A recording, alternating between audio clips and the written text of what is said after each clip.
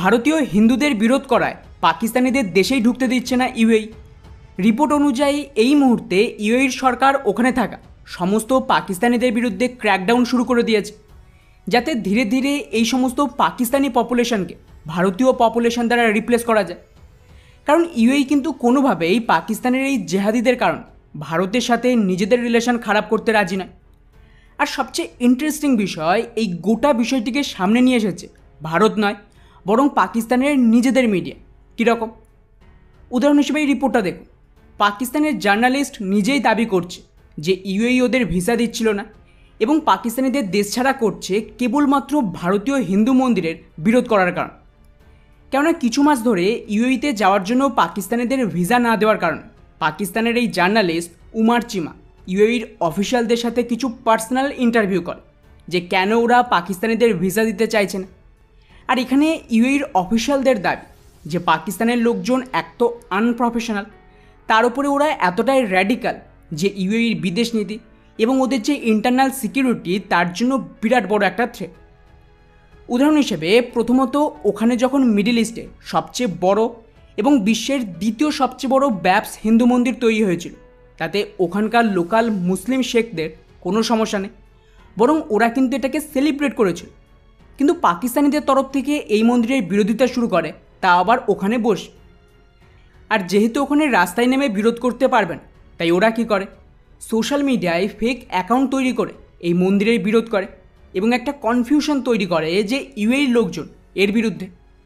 এরপর যখন হালে ইউএইর ভেতরে বন্যার মতন পরিস্থিতি তৈরি হয় এই বৃষ্টির কারণে, সেখানেও কিন্তু পাকিস্তানের লোকজন সোশ্যাল মিডিয়ায় এটাকে আল্লাহর গজব বলে ন্যারেটিভ তৈরি করে যে যেহেতু ইউএই একটা মুসলিম দেশ কিন্তু তা সত্ত্বেও ওখানে হিন্দু মন্দির বানিয়েছে, তাই এটা তার শাস্তি ছিল।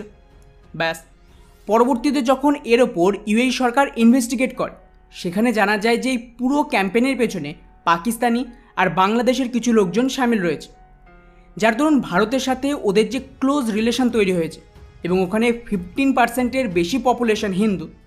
তো এদের বিরুদ্ধে এই ধরনের প্রোপাগান্ডার কারণে দুই দেশের সম্পর্ক খারাপ করার একটা বিরাট বড় কনস্পিরেসি চলছে। দ্বিতীয়ত, পাকিস্তানের যে লেবাররা ওখানে কাজে যায় তাদের তো কোনো রকম স্কিলই নেই ভারতীয়দের মতো, এমনকি ওরা ঠিক মতন ইংলিশও বলতে পারে না, ফলে কাজের ক্ষেত্রে প্রচুর সমস্যা।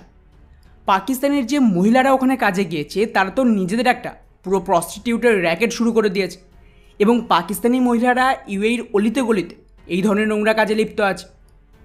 এছাড়াও এই সমস্ত পাকিস্তানি লেবারদের হাইজিন তো খুবই খারাপ, অর্থাৎ নিজেদের পরিষ্কার পরিচ্ছন্ন তো রাখেই না, যেখানে যায় সেই জায়গাটাকেও নোংরা ছড়ায়, যেমন পাকিস্তানের ভেতরে করেছে। এমনকি এই ওয়ার্কার্সরা নামাজ পড়ার নাম করে কাজ থেকে ব্রেক নেয় এবং ঘন্টার পর ঘন্টা এই নাম করে কাজে ফাঁকি দেয়, যেখানে ভারতীয়রা এই ধরনের কাজ করে না। আর শুধু তাই নয়, গোটা ইউএইর যে কোনো এরিয়া, এমনকি ট্রাফিকে প্রচুর পরিমাণে ভিখারি বেড়ে গেছে, স্পেশালি মহিলা ভিখারি। কিন্তু ইন্টারেস্টিং ব্যাপার হলো এরা সকলেই কিন্তু অ্যাকচুয়ালি পাকিস্তানের পপুলেশন। আর স্বাভাবিকভাবেই এই ধরনের দৃশ্য ইউএইর মতন দেশে ওদের ইমেজ খারাপ করছে এবং এখনও ওদের সরকার এই সমস্ত ভিখারিদের শনাক্ত করে পুনরায় ভিসা ক্যান্সেল করে তাদের পাকিস্তানে ফেরত পাঠাচ্ছে। আর এখানেই শেষ নয়, রিপোর্ট অনুযায়ী ওখানে পাকিস্তানিদের যে পপুলেশন সেটা মোটামুটি ধরে নিন যে ভারতের অর্ধেকেরও কম। অর্থাৎ যদি 10 জন ভারতীয় থাকে তাহলে সেই হিসেবে 4 থেকে 5 জন পাকিস্তানের জনগণ রয়েছে। কিন্তু মুশকিল হলো ক্রিমিনাল রেকর্ড দেখলে সেখানে আবার পাকিস্তানি জনগণের যে কন্ট্রিবিউশন সেটা সবচেয়ে বেশি। এমনকি ইউএইর যে লোকাল লোকজন তার থেকেও বেশি ক্রিমিনাল কেসে পাকিস্তানিরা জেলেবন্দি রয়েছে। ইউএইর একাধিক এরিয়াতে এই পাকিস্তানিরা নিজেদের ক্রিমিনাল গ্যাং তৈরি করে রেখেছে, যারা সমস্ত ধরনের ইললিগাল অ্যাক্টিভিটিস এবং ক্রাইমকে চালিয়ে যাচ্ছে। স্পেশালি ড্রাগ স্মাগলিং থেকে শুরু করে হাতিয়ার বিক্রি, হিউম্যান ট্রাফিকিং এবং টেরর অ্যাক্টিভিটিস, এই সব কিছু পাকিস্তানের লোকজনই সামিল রয়েছে, যাদেরকে সাপোর্ট দেয় বাংলাদেশের জনগণ। কিন্তু এত কিছুর পরেও পাকিস্তানিরা থেমে থাকেন। এই পাকিস্তানিদের অত্যাচার ওখানে এতটাই বেড়ে গেছে যে ওরা ইউএইর বিদেশ নীতিকে প্রভাবিত করার চেষ্টা করছে। ইসরায়েলের সাথে সম্পর্ক নর্মাল করায় এই সমস্ত পাকিস্তানিরা গোটা ইউএইতে অ্যান্টি ইউএই ন্যারেটিভ চালাচ্ছে, ভারতীয় হিন্দুদের টার্গেট করছে এবং ওখানে হিন্দু মন্দিরের বিরোধিতা করছে।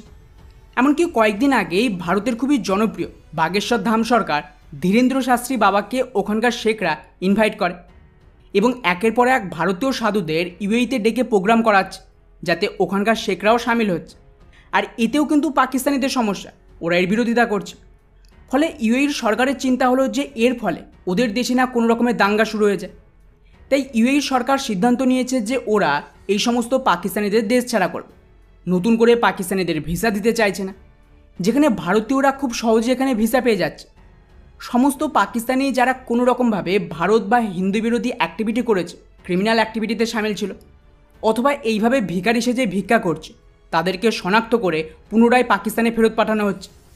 ডেফিনেটলি এতে সময় লাগবে, কারণ রাতারাতি তো সকলকে দেশ থেকে তাড়াতে পারবে না। তাই ওরা একদিকে ভারতীয়দের বেশি করে এন্ট্রি দিচ্ছে, আর ধীরে ধীরে পাকিস্তানি ওয়ার্কার্সদের সংখ্যা কমাচ্ছে। ফলে ওভারঅল ভারতের জন্য এটা একটা পজিটিভ দিক যে এত গুরুত্বপূর্ণ একটা মুসলিম দেশে ভারতীয় কালচার প্রভাব বিস্তার করছে, আর পাকিস্তানিদেরও কিন্তু লাগাতার ওদের দেশ ছাড়া করা হচ্ছে। বাকি পুরো বিষয়টিকে নিয়ে আপনাদের কী মনে হয় নিচে অবশ্যই কমেন্ট করে জানাবেন। জয় হিন্দ।